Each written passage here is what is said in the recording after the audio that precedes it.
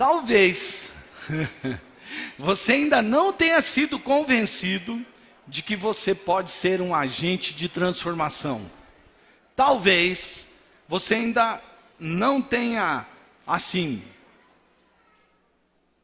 sido contagiado com essa ideia, que não é ideia nossa, é ideia de Jesus, de que você é o sal da terra. Você é a luz do mundo. Você é Jesus na terra. Porque se você é o corpo de Cristo, foi o Pedro Estrela que pregou aqui uma vez, falando sobre ser a imagem e semelhança de Jesus, e que a igreja deve expressar exatamente quem Jesus é. E é isso, você é isso. E se você faz parte desse corpo, você tem uma influência que Deus quer usar para transformar o contexto que você vive. Então, eu sei que é um vídeo que fala sobre uma conferência, mas eu queria que você entendesse que isso é muito mais que uma conferência. Essa conferência, para mim, faz parte de um movimento de Deus na terra. E Deus já falou comigo isso, e Deus já mostrou isso para mim, e liderança é um tema que a gente tem que parar e pensar. E esse movimento é tanto usado por Deus que ele já está em mais de 130 nações. É uma coisa assim que Deus usou alguém lá num pedaço do mundo e agora isso avançou para o mundo inteiro. Mas sabe, sempre mostrando que que cada um de nós temos influência e que a partir do lugar onde a gente está, nós podemos ser agentes de transformação. Então eu quero que a gente passe o vídeo que comunica muito bem o que é o Summit, o vídeo deste ano. Está pronto, produção? À medida que você trabalha em direção à sua próxima meta, ao seu próximo objetivo, à sua próxima temporada, você não precisa pedir permissão para crescer. Você pode liderar onde estiver. Em todo o mundo, existem centenas de milhares de líderes como você nos negócios, no governo, em escolas, igrejas e organizações sem fins lucrativos que se unem em comunidade para um evento, o Global Leadership Summit. E você está convidado. Vivencie 2 dias de ensino transformador, arte e conexão, tudo projetado para te ajudar a ultrapassar seus limites e maximizar sua influência para criar um mundo melhor. Você vai aprender tudo isso com os melhores.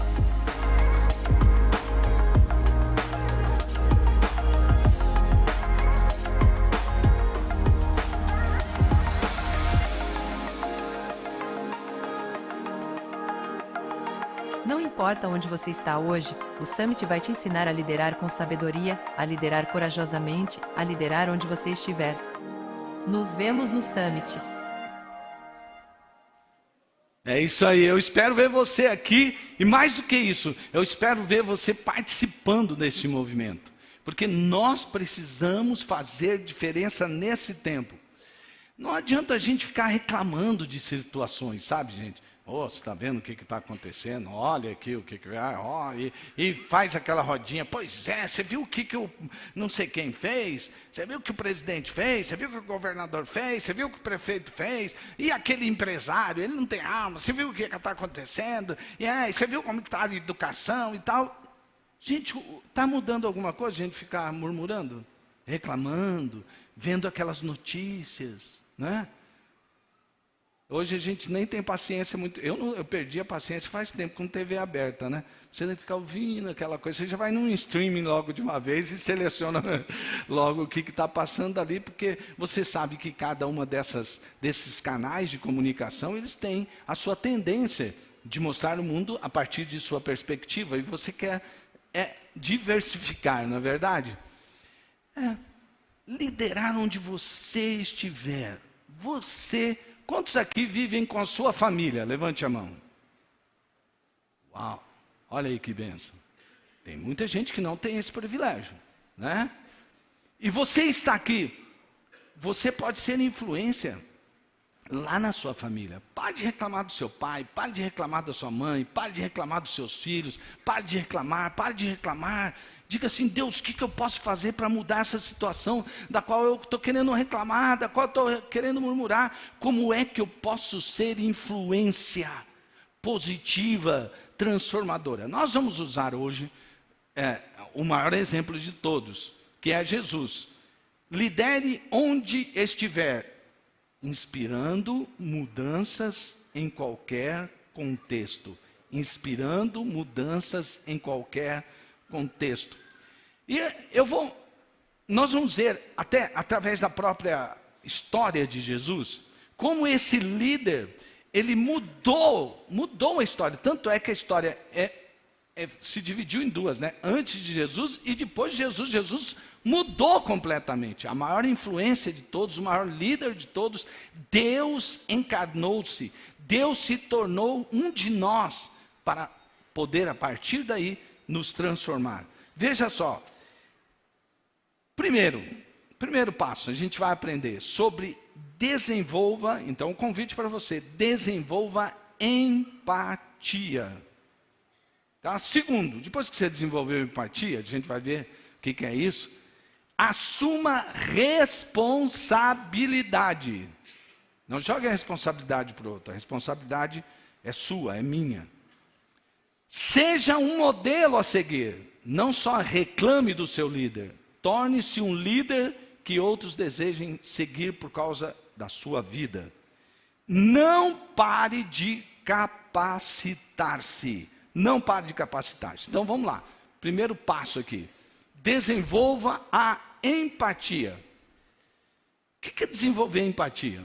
É entender as necessidades e preocupações dos outros. É você se colocar no lugar daquela outra pessoa. Algum tempo atrás, a gente fez uma dinâmica com alguns líderes de pequenos grupos, e a gente tirava os sapatos, e a gente depois, você só não pode pegar o seu, tenta calçar o sapato de alguém. E um sapato ficava frouxo, outro ficava apertado, mas você estava se colocando no sapato do outro. Você entender as preocupações, você entender passa muito mais, porque essa é uma dinâmica, mas que quer mostrar o quê? Que você precisa muitas vezes se colocar no lugar do outro para entender o que ele está passando. É construir relacionamentos mais fortes e inspirar confiança. Em uma das palestras do Summit, do Craig Groeschel, nós vamos ver como as pessoas estão mais desconfiadas. Elas não confiam em organizações. Elas não confiam mais em grandes instituições. Sabem quem as pessoas confiam? Nos líderes que estão mais próximos a elas. É nesses que elas confiam. Isso porque aquele líder que está mais perto sabe exatamente dessas coisas. E ele pode ser mais empático. Agora vamos lá para Jesus. Compaixão pelos enfermos e aflitos. Mas o que eu quero chamar a atenção sobre essa compaixão de Jesus, em várias coisas que nós vamos citar, é que havia algo que o movia para agir. Quer ver? Um leproso, Marcos 1:40. Um leproso aproximou-se dele e suplicou-lhe de joelhos. Olha só, o leproso ele tinha uma necessidade. Jesus não era leproso. Mas tinha um homem leproso aqui que chega e suplica de joelhos para um judeu, para alguém daquele contexto ali, se ajoelhar e dizer, olha, eu vou falar uma coisa muito importante, eu preciso de algo. Ele suplica e fala assim, se quiseres pode purificar-me. Agora, olha só, olha, presta atenção. Cheio de compaixão, Jesus estendeu a mão, tocou nele e disse, quero, seja purificado. Imediatamente, a lepra o deixou e ele foi purificado. Que Deus de amor, que Deus que se importa. Deus se importou, sempre movido por compaixão. Aliás, o que envia Jesus à terra é a compaixão do Pai, do Deus Criador por sua criação. O que envia Jesus na terra é o seu amor, porque Deus amou o mundo de tal maneira, com tal intensidade, que Ele deu o seu Filho. Você percebe o que move Deus? O que é que te move a fazer o que você faz? Quando você é movido por íntima compaixão, por empatia, você então é movido por aquilo que está dentro de você. Não precisa receber ameaças, né? Tem gente que age com medo. Ó, hein, Deus fez isso por você, você não vai fazer isso por outro, Ele vai te castigar, hein? Ó, Deus não vai te dar aquilo que você espera, porque eu não... Gente, eu não sei se é porque eu tenho o perfil que eu tenho, sei lá. Eu nunca gostei de alguém querer me motivar pelo medo. Aceita Jesus, senão você vai para o inferno. Por quanto isso seja verdade, sim. Mas se eu falar quem é Jesus e o que Ele fez na minha vida, como Ele me transformou, não é uma melhor motivação para querer seguir Jesus sempre? Mas essas pessoas que são movidas por esses tipos de emoção de culpa, por exemplo, elas vão fazer por um determinado tempo, depois elas param. Quem é movido por empatia, por compaixão, aquilo está sempre dentro dela. É algo que está lá dentro, que vai sendo colocado para fora. Jesus sempre agiu assim. Jesus, ele se colocou no lugar dos que sofreram perdas, como Maria e Marta. Jesus sabia que ele ia ressuscitar Lázaro. Quantos aqui creem que Jesus sabia que ele ia ressuscitar Lázaro? Ele sabe de todas as coisas, não é verdade? Mas deixa eu fazer uma pergunta. Jesus sentiu a dor dele, sim ou não? Jesus chega lá, ó, Marta, fica frio. Fica fria, estou aqui, ó. Cola em mim que você brilha, eu estou aqui. Jesus não falou isso não. Jesus chorou com eles. Sabe por quê? Jesus sentiu a dor deles e a dor de toda perda que nós temos quando alguém morre. Ele confortou porque ele foi empático. Jesus, ele foi empático na cruz. Sabe por quê? Ele se colocou no lugar das pessoas e veja só que ele disse assim, Pai, perdoa-lhes porque eles não sabem o que? Pois eu convivi com eles, Deus. Eu sei muito bem, eu me tornei um deles, eu sei como eles funcionam, apesar de eu saber antes, porque tudo foi criado através de Jesus, mas Jesus está sendo empático a partir do momento que ele se transforma em um de nós, ele se coloca no nosso lugar. E mesmo quando a gente merecia um julgamento mais severo por causa daquilo que estávamos fazendo a Jesus, ele pede perdão por nós.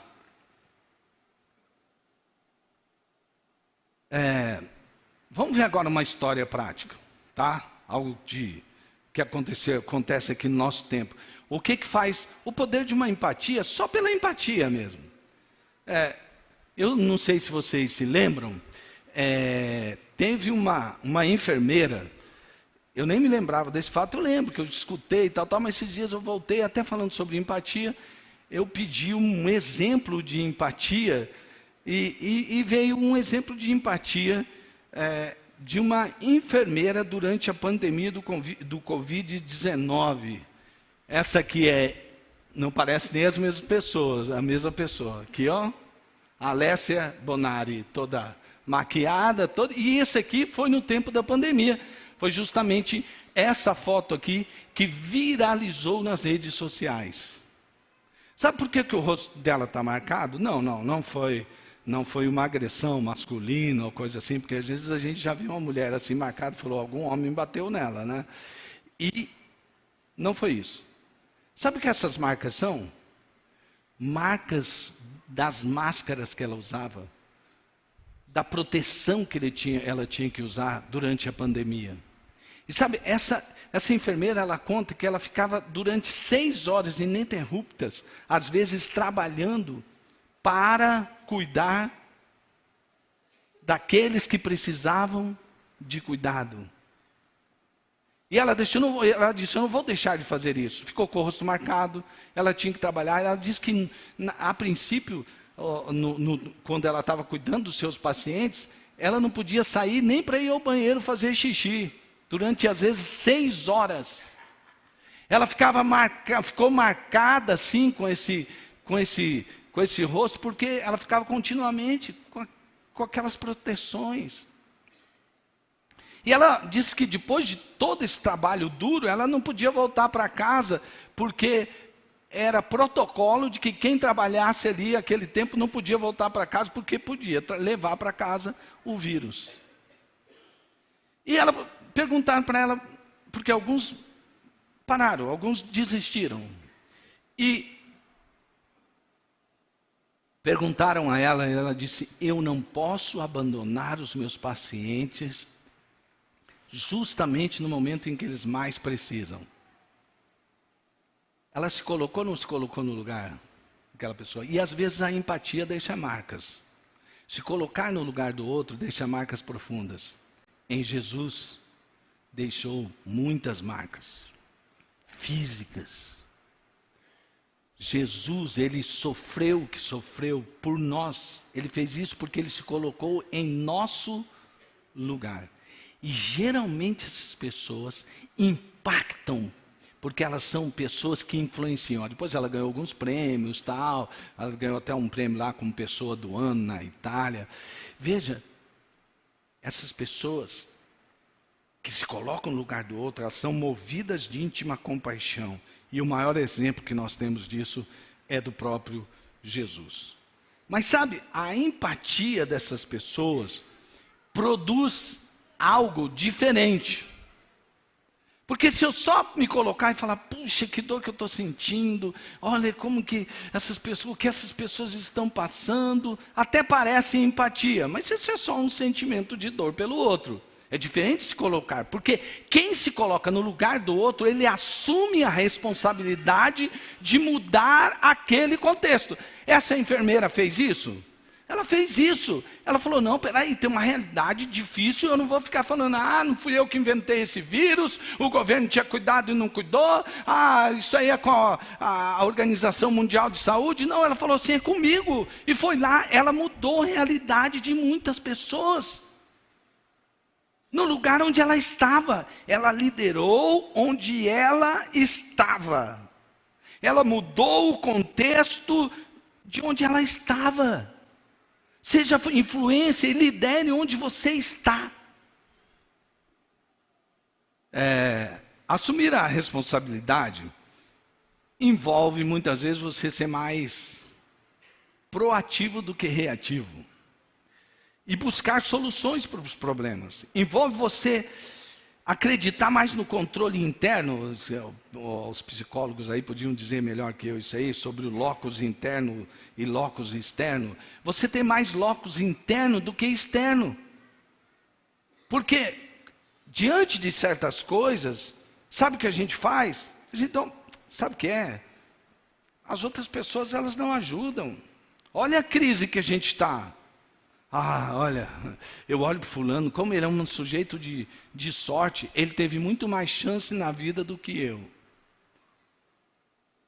Então esse é o locus externo, tudo depende do que está acontecendo ao meu redor, eu não consigo mudar nada, é assim, é do jeito que está, e o que eu posso fazer? Quem tem um locus mais interno, ele assume a responsabilidade, traz para si a responsabilidade de dizer, não, peraí, isso aqui está acontecendo. E novamente eu volto para Jesus.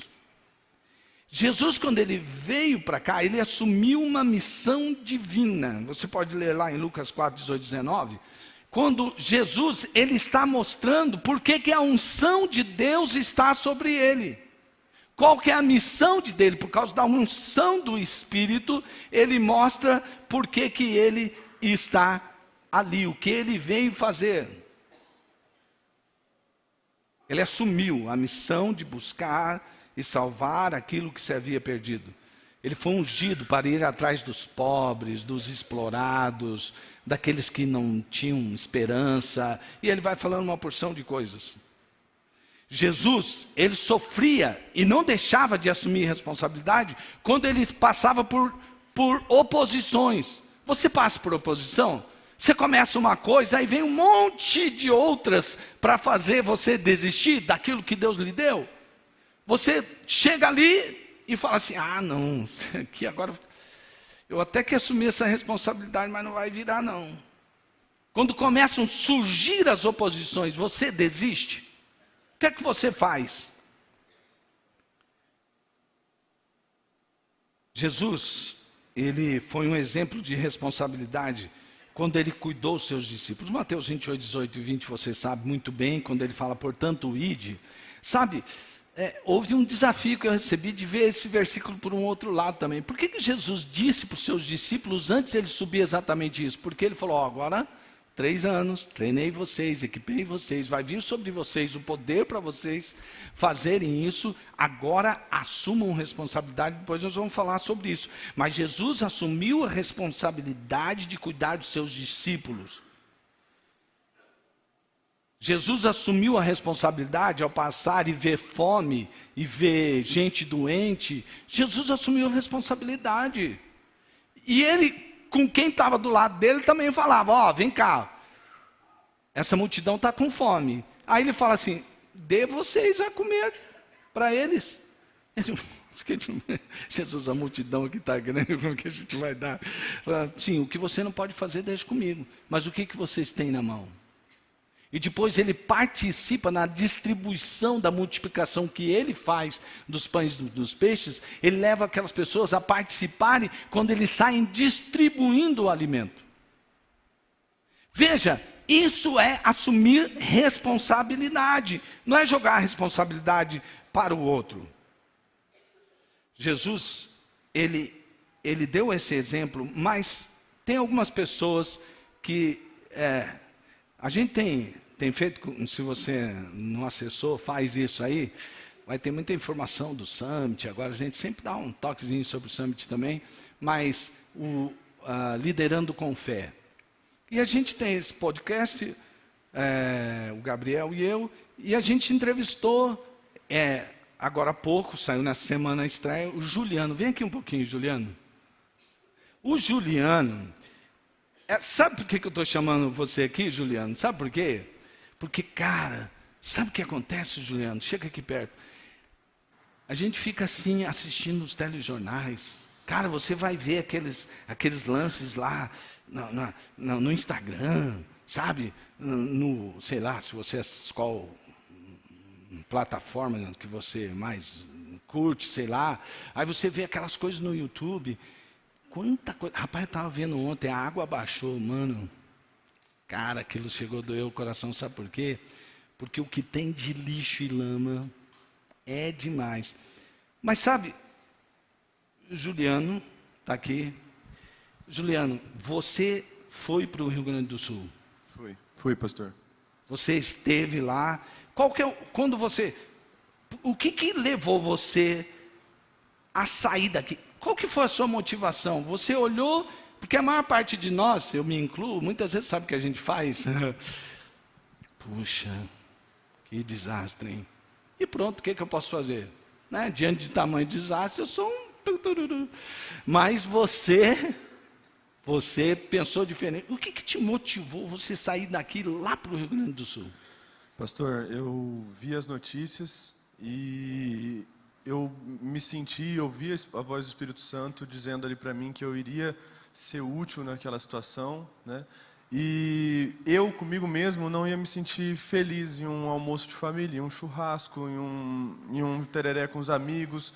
Eu não conseguia mais, entendeu? Desde o momento que eu comecei a ver as notícias ali, eu falei, eu tenho que ir, eu tenho que dar minha contribuição lá. Eu sei que, né, tem várias formas de você dar essa doação, mas eu queria ir até lá e ajudar aquelas pessoas lá, e foi assim que Deus nos guiou para a gente estar indo até lá. Legal. Como eu ouvi da tua história, eu percebi que, depois no fim vai ter um ponto, eu vou te chamar de novo. Mas assim, Juliano, eu vejo assim que você saiu daqui, foi para lá, e tinha coisa que aparentemente não tinha nada assim, tipo, não é a sua resposta. O que eu posso fazer? Foi uma tragédia, a natureza veio aqui, caiu e tal. O que você pôde fazer lá quando você disse, não, eu estou aqui, eu vou assumir essa responsabilidade? Desde quando a gente saiu daqui, várias coisas se levantaram para a gente voltar ou para deixar a gente com um peso ali de que a gente... Então, o que está escrito aqui, que a gente sofre oposição quando assume... muito, pastor. De nós mesmos, preocupados com as nossas preocupações, às vezes, né, a gente se coloca num propósito de Deus, mas aí, depois que a gente está ali dentro daquele propósito de Deus, a gente acaba tomando as rédeas de novo, né, sentando ali no banco das decisões e não deixando, às vezes, Deus continuar nos guiando. E a gente não. Nessa missão, a gente continuou ali deixando Deus no banco das decisões, né? A gente o tempo todo foi ouvindo a voz dele, e a gente viu que em qualquer missão que a gente fosse, a gente foi daqui para lá para os resgates, para atuar na ponta da linha lá mesmo, na região do Rio Guaíba, para os resgates das pessoas que estavam nas suas residências ali e precisavam do resgate. Quando a gente chegou lá, a gente se deparou com uma outra etapa, né? As primeiras pessoas que foram até lá chegaram onde a água estava subindo, as pessoas estavam em suas casas, crianças, e eles precisavam ser retirados. Quando a gente chegou lá, a gente chegou na fase em que as pessoas, a maioria ali já tinha sido retirada, algumas estavam em abrigos, precisando de muita atenção,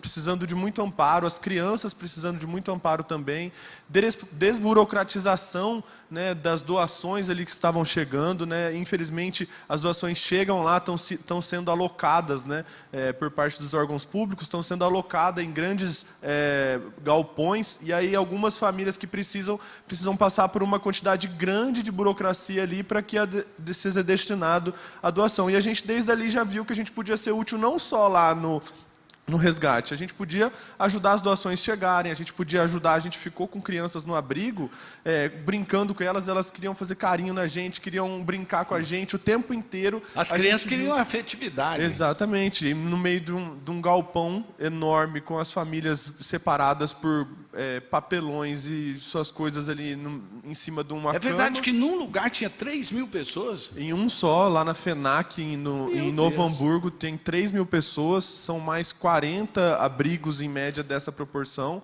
E aí, nesse abrigo lá, todas as tragédias, todas as coisas que a gente vê, as dificuldades que a gente vê numa sociedade, numa cidade como a nossa, você vê em um galpão só e sem a estrutura que uma cidade tem. Um prefeito, uma guarda municipal, uma polícia, a própria igreja. Você vê um galpão com 3.000 famílias passando por diversas brigas, discussões. Quando a gente chegou lá, a gente ficou fora das notícias que estava passando, né, nos sites, em televisão. A gente ficou 2 dias a caminho de lá, nas estradas. E aí a gente chegou lá, a gente foi se apresentar para um guarda municipal ali que estava na porta. Ele falou: vocês estão sabendo das notícias? Aí eu falei: não. Ele falou: então, aqui a gente foi deslocado para cá porque, infelizmente, a nossa estrutura não está aguentando. São vários pontos que a gente precisa estar no meio dessa tragédia aí, né, de inundações, e ainda assim a gente foi deslocado para cá, para esse abrigo de 3.000 famílias, porque aqui nesse banheiro as crianças vieram usar e foram abusadas sexualmente, passaram a mão nas crianças e tal. Então você está aqui num lugar que aconteceu isso. E aí, naquele momento, eu falei: cara, a nossa missão realmente começou, Deus. Obrigado por ter nos deslocado até aqui e continua guiando a gente, porque eu não quero que essa ira que me envolveu naquele momento ali tome conta da situação em momento nenhum da missão, né? Porque na hora você fica irado.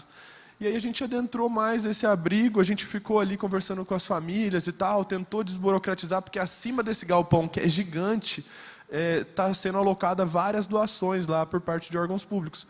E aí, quando a gente foi andando assim, a gente chegou num ponto, e pastor, eu até falei no podcast, eu fui preparado para ver de tudo. Eu realmente fui preparado para ver de tudo, meu psicológico estava para ser... Mas segura aí, essa parte aí vai ser no outro ponto, eu vou chamar você aqui. Volta lá, fica preparado, que eu vou falar sobre essa questão.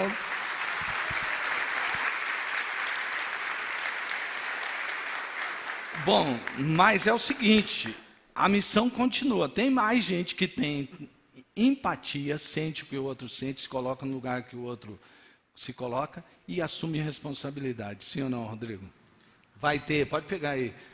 Vai ter, dia 23 vai sair uma outra equipe daqui desse mês, 23 de junho, e com algumas frentes, né? Uma frente de cozinha, 600 refeições dia, e também a parte de aconselhamento, né? E evangelismo. Olha aí. E como que a pessoa... Se nós formos empáticos e assumirmos responsabilidade, como é que a pessoa faz para participar disso? Ou já está cheio, já tem todas as equipes? Ainda tem vaga. Na verdade, entra em contato com o meu telefone, né? Fala aí. WhatsApp, 99889-3898. E a gente vai estar montando as equipes, já tem caminhão disponível, já os carros já conseguimos, e agora faltam alguns voluntários.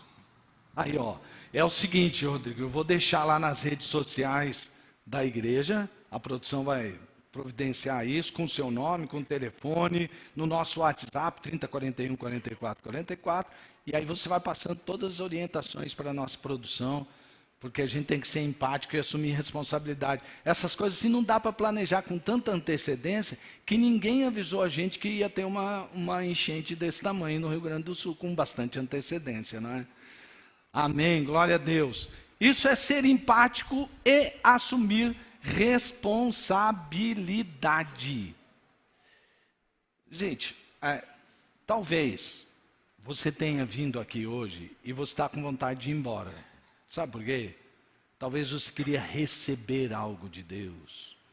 E você queria, como ele falou aqui no dízimo, o pastor Eli Souza Júnior falou, muitas vezes a gente não gosta de falar de dinheiro só na hora de dar, mas na hora de receber a gente gosta bastante de falar de dinheiro, né? Algumas palavras são assim. Você quer receber mais alguma coisa que é para si mesmo do que para você compartilhar com outras pessoas. Se você quiser sair agora porque está te incomodando, pode sair. Não vou ser o primeiro a estar pregando e as pessoas estarem saindo porque falou uma palavra dura. Jesus certa vez estava falando uma palavra e as pessoas começaram a ir embora. Só ficou ele e os seus discípulos mais de perto. E eles disseram, se vocês também não querem ir, não, porque eu sei que essa mensagem é uma mensagem que não é venha a nós o nosso reino, mas é venha o teu reino e seja feita a tua vontade. E essa é a hora da gente ouvir o que a gente pode fazer para mudar as realidades. Não se ficar chorando, choramingando e lidere onde você está. Meu irmão, minha irmã, se você está aqui ouvindo essa palavra, é porque Deus quer usar você para ser um agente de transformação, para você liderar aonde você está, porque você está onde está, porque Deus quer te usar ali, naquele lugar, para você fazer diferença em nome de Jesus.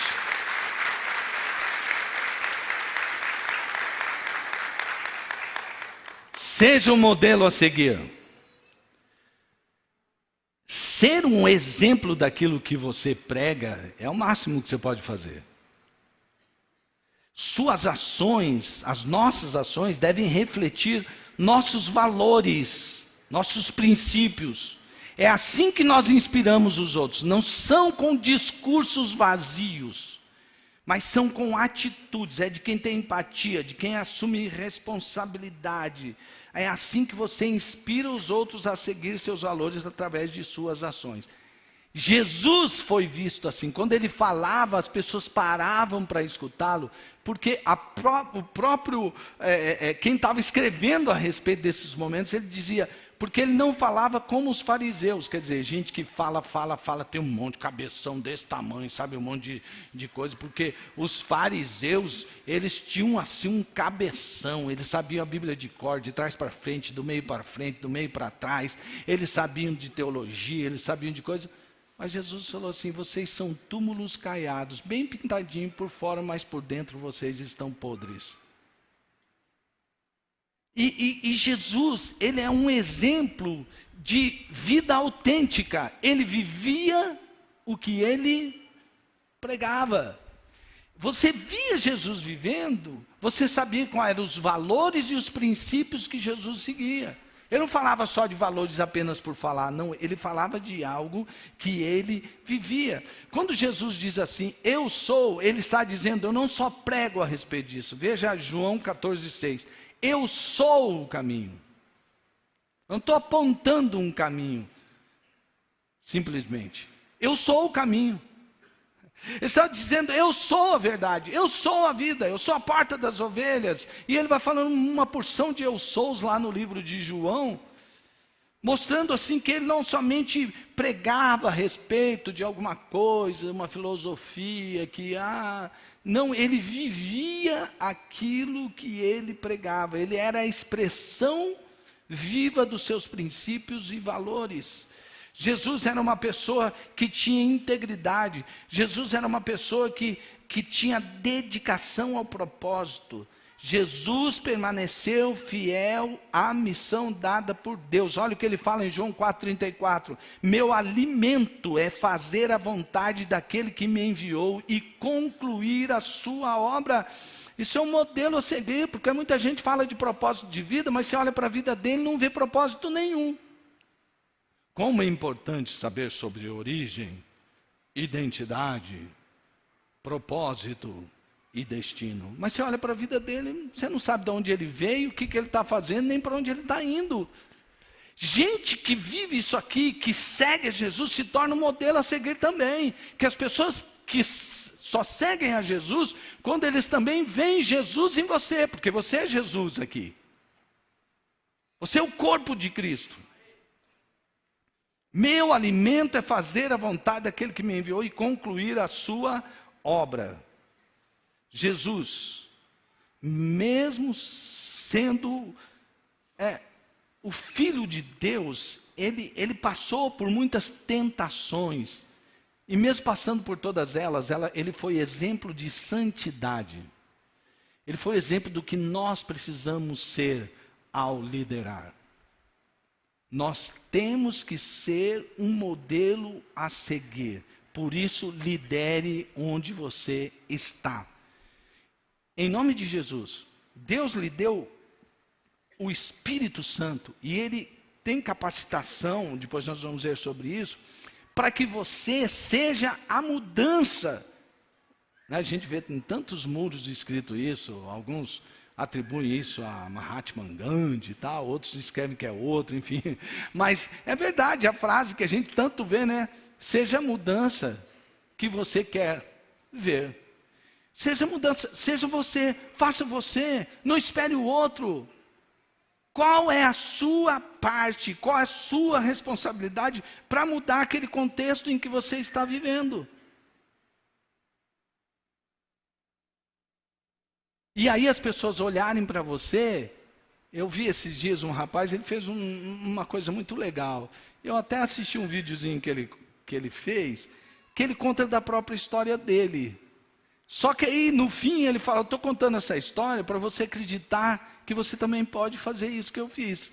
Ele se tornou um modelo a seguir. Não é verdade? As pessoas seguem você porque elas começam a perceber, puxa, olha só, aqui ó, ele tem autoridade, ele segue os valores, ele segue os princípios. Olha, eu confio nele, e eu vou seguir Jesus, porque eu vi ele seguindo Jesus. E não tem gente que vai fazendo mais ou menos o que o seu liderado faz?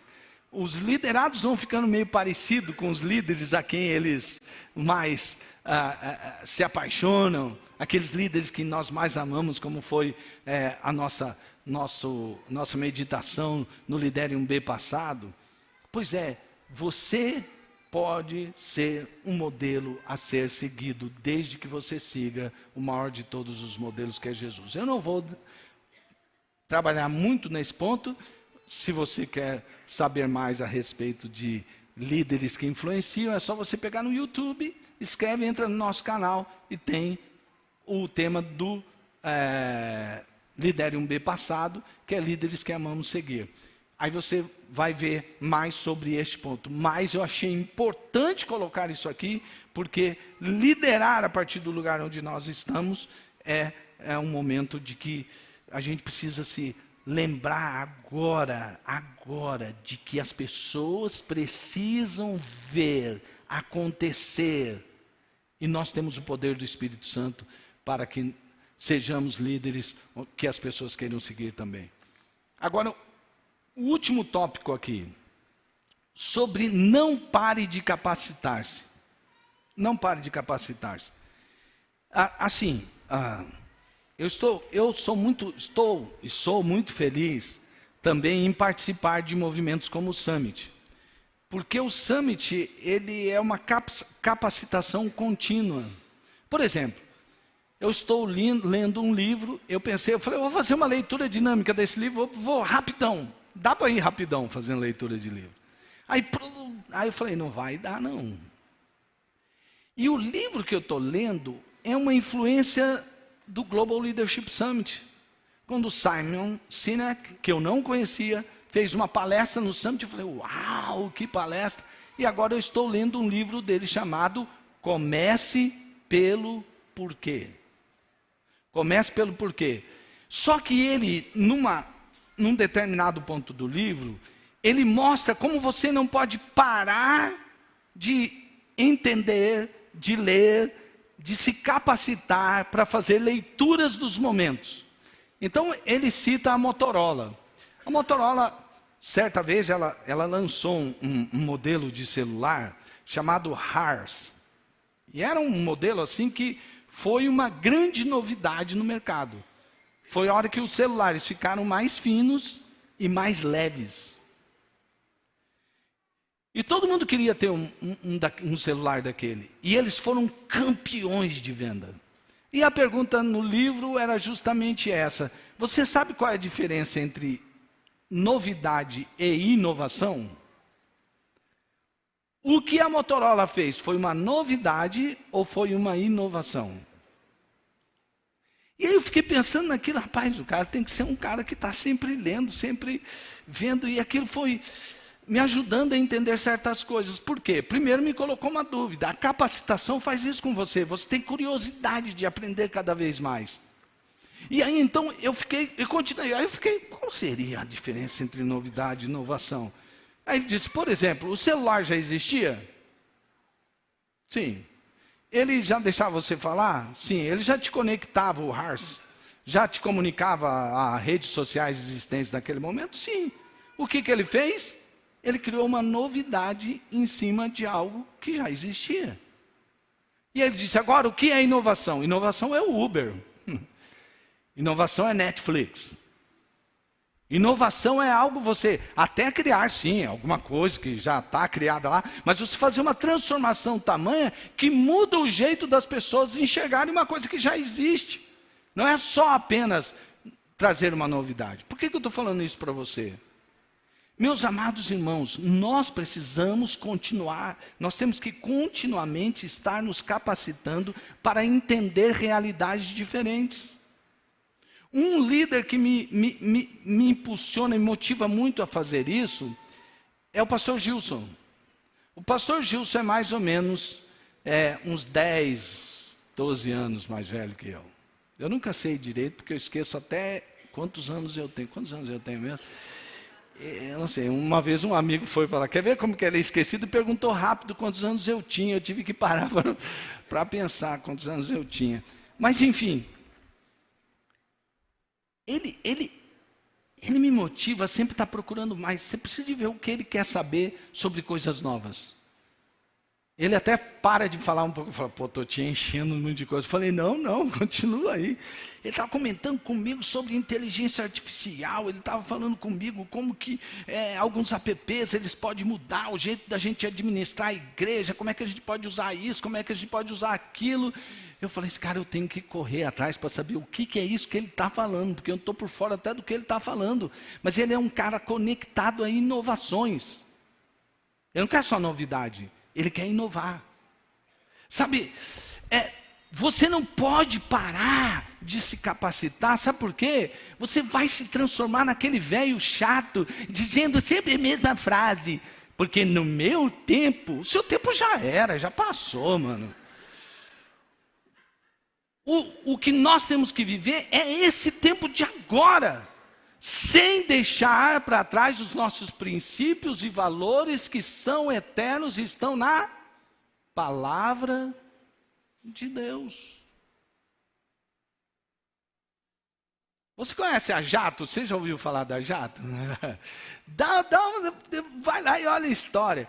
Uma das histórias do Summit, que são histórias que se contam para motivar líderes a viverem o seu potencial, é a história do Jorge Nishimura. Eu acho que o Arão já ouviu falar mais ou menos dessa história, né, Arão? Dá uma olhada na história dele. Mas você pensa que o Jorge parou até hoje? Vai lá ver o que está acontecendo na cidade dele. Eu não estou falando da igreja, estou falando da cidade. Eles são influência na cidade. E uma das coisas que eles mais se ocupam é fazer uma universidade que capacite as pessoas a enfrentarem os seus desafios como pessoa, como alguém que está numa família e como alguém que vive numa comunidade. Veja o impacto que tem isso na vida de milhares de pessoas no Brasil inteiro. Não pare de capacitar-se.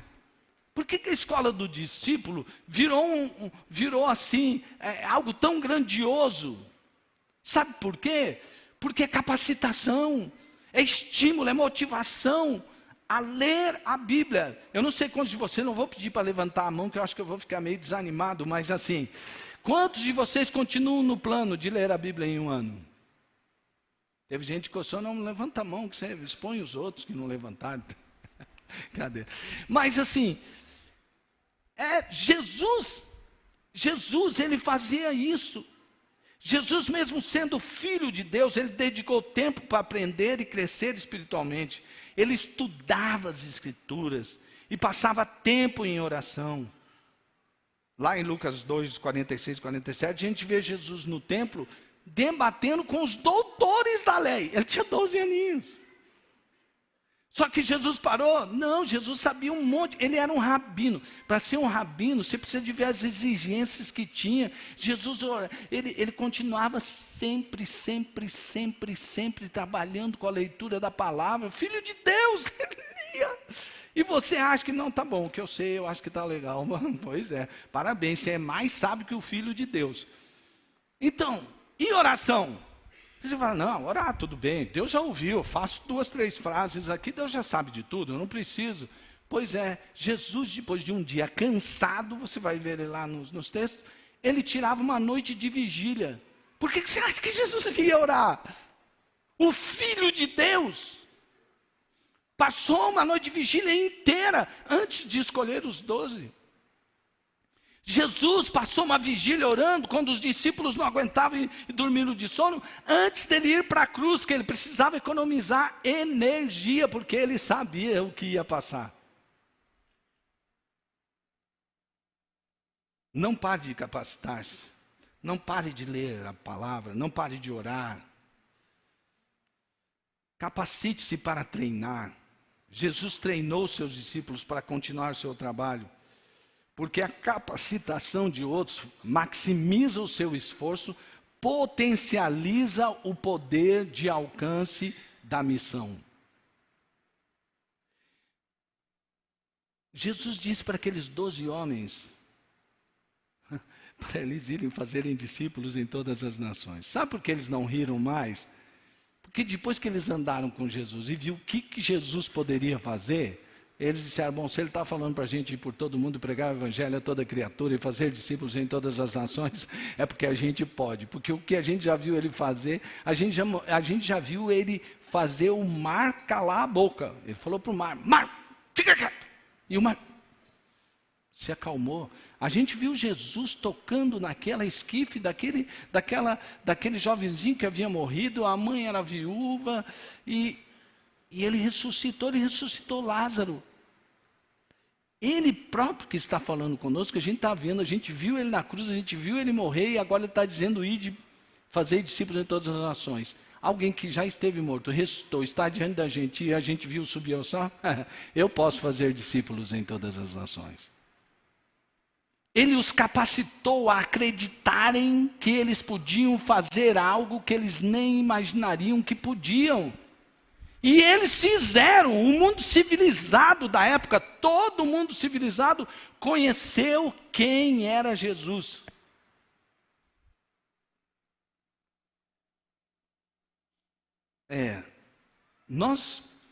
E aqui eu vou, sim, abrir para fazer mais uma propaganda da nossa conferência, já que eu estou falando desse movimento. Eu estava olhando as inscrições do ano passado e outras inscrições. Eu estava olhando algumas inscrições onde a Águas, de um tempo, a Águas, ela tinha feito 100 inscrições para participar do Summit. Eu estava vendo inscrições de um ano onde o Ministério Público Estadual mandou 40 pessoas para participar do Summit. Você acha que a Águas é uma empresinha assim, fraquinha e tal? A Egeia, com todas as empresas que ela tem, eles não sabem o que é bom ou não é bom para os seus funcionários? Você acha que aquelas pessoas que voluntariamente pagam a sua inscrição lá do Ministério Público Estadual para vir aqui, elas não acham que... Você já ouviu a avaliação do Summit? Pega lá o nosso site, summitcampogrande.com. Dá uma olhada na avaliação que o Summit tem para quem participa. O poder transformador daquelas palestras. Você já ouviu quem são os palestrantes? Ei, quanto você pagaria numa palestra da Condoleezza Rice? Você vai ouvir a Condoleezza Rice, depois você vai me dizer. Quanto você pagaria para ouvir a história de um rapaz que meio doidão falou assim, eu vou começar a fazer uns filmes sobre a história de Jesus. E se tornou no The Chosen.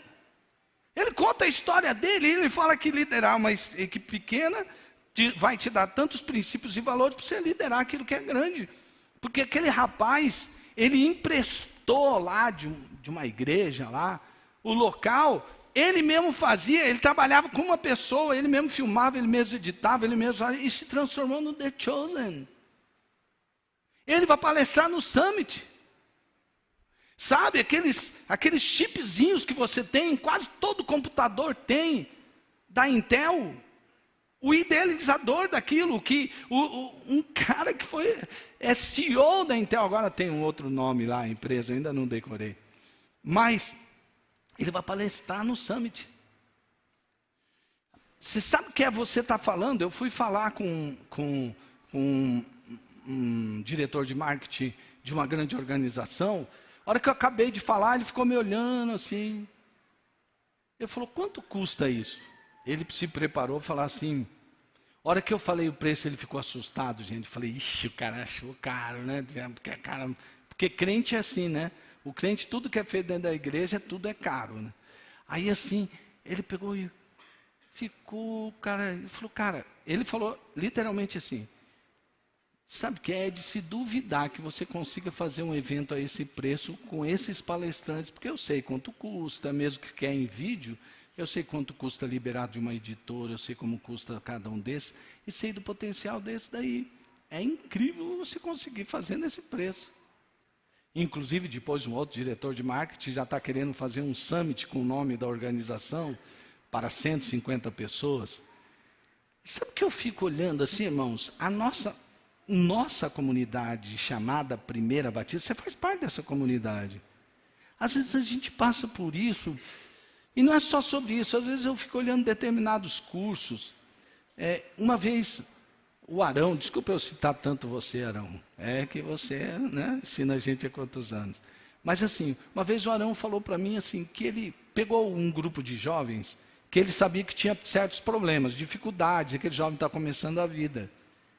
E ele percebeu que havia uns que precisavam mais e outros precisavam menos.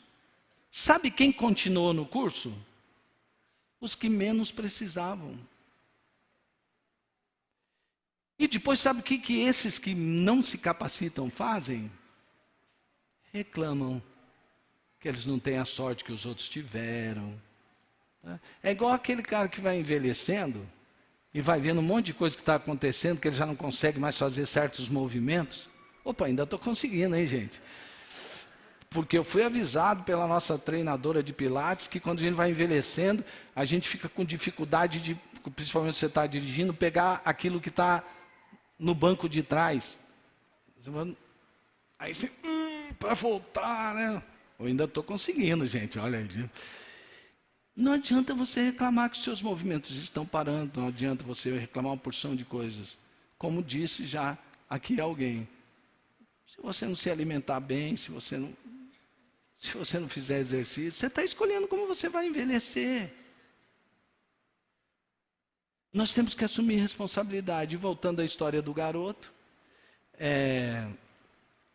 o garoto disse, ele começa o vídeo dizendo assim que ele era de uma família pobre, seus pais não podiam pagar os seus estudos, ele tinha que trabalhar para pagar os seus estudos e trabalhava muitas horas, num trabalho muito difícil que impedia ele de estudar para sair daquela situação que ele estava. Ou seja, ele se encontrava numa situação que ele podia dizer, o que eu vou fazer? Nasci onde eu nasci, tenho que trabalhar do jeito que tenho que trabalhar, olha a circunstância financeira, por isso que eu tenho que fazer isso. Eu moro num lugar que não me dá condições de eu só estudar, o meu país não investe tanto nisso, e pronto, ele podia só reclamar. E aí ele foi contando, e ainda por cima ele teve uma desilusão sentimental, amorosa. E ele disse assim, eu podia só fazer isso e pronto. Mas aí ele falou, eu resolvi assumir responsabilidade. E ele foi contando esse passo a passo como ele foi resolvendo cada coisa dessa, como ele foi organizando o tempo dele, como é que ele teve para estudar mais, a faculdade que ele queria entrar, e ele passou como um dos primeiros daquela faculdade que era muito difícil de entrar, concorrendo com pessoas que tiveram muito mais facilidades na vida do que ele. Capacite-se, não pare de se capacitar. E agora, voltando à história da comunidade, Comunidade Primeira Batista, vocês têm a oportunidade de fazer parte de um movimento e participar de uma conferência altamente capacitadora. Quantos de nós temos nos interessado? Quantos de vocês, não vou pedir para levantar a mão, já fizeram uma inscrição, resolveram fazer um investimento? Quantos de nós aqui estamos fazendo investimento em uma conferência, não só no Summit? Preste atenção nisso. Amados, nós vamos orar agora. Queria que você se colocasse em pé, que a equipe viesse para cá. Juliano, vem aqui. Chega aí. Mano, chega aí. Quando a equipe chega para cá, e você mudou de posição aí, por isso que eu falei, chega aqui, ó, na onde está a luz. Quando eu falei para você que tinha esse ponto aqui, sempre que Deus, eu vi quando você contou, você percebeu que Deus te preparou num tempo para agir em outro, e foi através de uma capacitação. E foi isso que inquietou você. O que você fez? Como que você sentiu que você foi capacitado para poder fazer o que você fez agora? Em 2014, eu entrei no Exército. E no período obrigatório, Deus foi abrindo as portas para mim, mesmo que no início eu não quisesse, né? Minha família sempre me apoiou, sempre falou, eu dei ouvidos à minha família, né? E aí fui para o Exército, onde Deus abriu as portas para eu estar no batalhão de aviação do Exército, onde eu passei em um teste e fui 3 meses de internato em Taubaté, São Paulo, no curso de busca e salvamento pela aviação do Exército. E aí quando tudo isso aconteceu, eu até brinquei, assim, né, uma brincadeira meio séria, mas quando eu voltei do curso, eu queria que avião caísse todo dia, eu queria que tivesse tragédia todo dia, porque eu me sentia capacitado para fazer aquilo e eu queria ajudar de alguma forma, queria Deixa ser eu ver se eu empregado. aprendi direito. Exatamente. Né? E aí, quando aconteceu Aí isso não, tudo, hein? quando aconteceu isso tudo, eu me vi, eu sempre fui muito ansioso e eu me vi Deus falando, ó, tá vendo? Um curso que você fez, uma capacitação que você fez há 10 anos atrás, o lugar onde eu te queria é aqui, ó. 10 anos depois, você vai ser usado, você pode ser usado. Eu atuei no resgate de 9 pessoas, 32 animais. Graças a Deus, pessoas que não quiseram sair das suas casas, nós levamos mantimento. Pessoas que não queriam sair de suas casas, graças a Deus, eu fiquei muito feliz de poder orar com as pessoas também. Fora o que vocês fizeram ali no acampamento. Exatamente, exatamente. Fora a questão de levar mantimentos, fora a questão de orar com as pessoas ali nos abrigos, né? E o que eu deixo, né, o que eu tive de aprendizado muito forte, assim, que Deus colocou no meu coração, é que cada doação, seja de tempo, seja de mantimento, quando você fica com sede, você não toma um pallet de água. Então eu tenho que doar um pallet de água, porque tal pessoa doou 30 garrafinhas. Quando você fica com sede, você toma uma garrafinha. Então essa uma garrafinha que você doar lá do outro lado é muito importante. Então cada trabalho voluntário é importante, seja na cidade, seja lá na ponta da linha, veterinários, enfermeiros, médicos, todo mundo trabalhando em conjunto ali, olha, nada de discussão, sabe, as coisas fluindo muito de forma leve ali, porque todo mundo realmente queria ajudar aquelas pessoas. E eu tive que, além de cada trabalho ser muito importante, aqueles que não poderiam ir, né, nos ajudaram. E eu sou muito grato também, porque eu não tinha como ir, pastor. Eu não tinha o dinheiro, eu não tinha o carro, e Deus preparou tudo para que a gente fosse. Pessoas se levantaram para nos ajudar financeiramente. Minha família, meu pai Vinícius, minha mãe Andréia, orando, né, e nos mantendo em oração ali também. Eu tenho um ótimo exemplo dentro de casa, que é o meu pai Vinícius, né? E eu fiquei muito feliz de ter sido de ter ido nessa missão, né, que Deus colocou no meu coração, e no retorno, para mim foi muito difícil eu entender que não que acabou, mas que na minha cabeça eu falei, eu estou voltando, mas não acabou lá ainda. As pessoas ainda estão precisando, eu não quero voltar. É empático ou não? Eu quero ficar lá, mas aí as pessoas que foram comigo precisavam voltar. E aí a gente voltou, e ali nos primeiros quilômetros eu matutando a cabeça e falei, eu queria ficar mais, eu queria ajudar mais. E aí Deus colocou no meu coração que a gente pode fazer isso todos os dias na nossa cidade, que a gente não pode ser um povo que vive de tragédia em tragédia. Aconteceu isso agora, a gente se mobiliza para o Rio Grande do Sul. Aí fica 5 anos sem olhar na cara de outra pessoa, sem dar uma palavra de Deus para um morador de rua, sem cuidar de um animal em situação de rua. Aí daqui 5 anos acontece uma tragédia, todo mundo se mobiliza de novo. Eu tive isso de ensinamento, que todos os dias a gente pode ter essa empatia, sabe, pastor? Todos os dias a gente pode se importar com o próximo, pode realmente viver em amor. Exatamente, sim, senhor. Glória a Deus. Obrigado.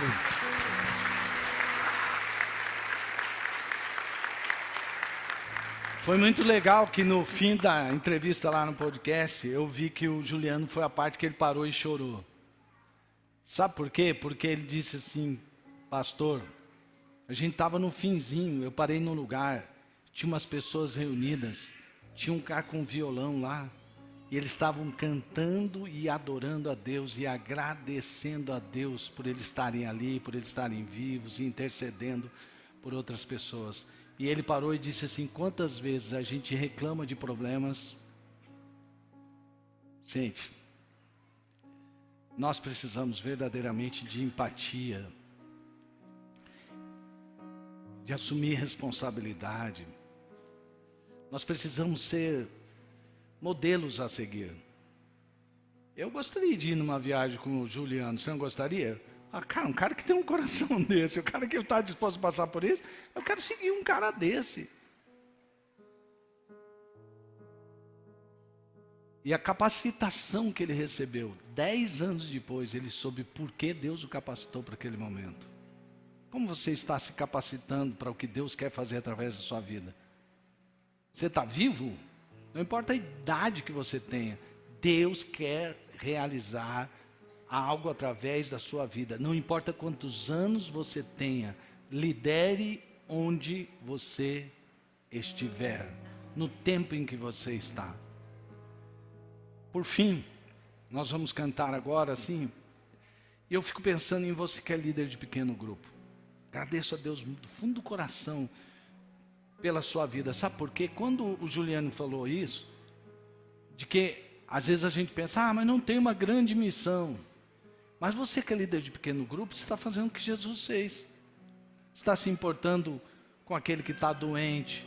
Você está se importando com aquele que teve uma perda muito grande. Você acompanha, tem o seu dia a dia, você estimula, você leva capacitação, você quer que o seu pequeno grupo se multiplique e alcance novas pessoas. O trabalho que você está fazendo importa, é muito valioso, porque você está salvando pessoas e tirando pessoas que vivem uma tragédia dentro da vida delas, dentro da casa delas. Parabéns, parabéns, glória a Deus, porque você foi responsável, você assumiu responsabilidade de cuidar de vidas. Parabéns, você que é um supervisor, que está lá cuidando para que aqueles líderes que cuidam de outros não desistam. Você está ali capacitando e ajudando. Parabéns, coordenador que cuida de cada um desses supervisores. Parabéns para vocês, pastores de rede, porque vocês se importam. Vocês têm empatia, vocês assumiram a responsabilidade de liderar onde vocês estão. Parabéns, pastores de rede, Deus seja louvado. Parabéns por cada um líder, parabéns por vocês que estão aqui à frente. Vocês se importam, vocês ensaiam, vocês treinam. Parabéns vocês que estão aí, cuidando das portas. Parabéns para vocês que estão na intercessão. Vocês assumiram responsabilidade, vocês disseram, deixa comigo. Qual é a minha parte nesse processo? Parabéns, Deus te abençoe. Você está liderando no lugar onde você está, onde Deus te colocou. Parabéns para cada um que ministra ali na escola da família. Parabéns para cada um que ministra na escola do discípulo. Parabéns para cada um que se importa com nossas crianças que estão trabalhando ali no mini. Parabéns, parabéns. Vocês estão liderando onde vocês estão. Parabéns, papai e mamãe que está capacitando a sua criança, que traz sua criança, que no dia a dia envolve a sua criança. Parabéns, glorificado seja Deus. Lidere onde você estiver.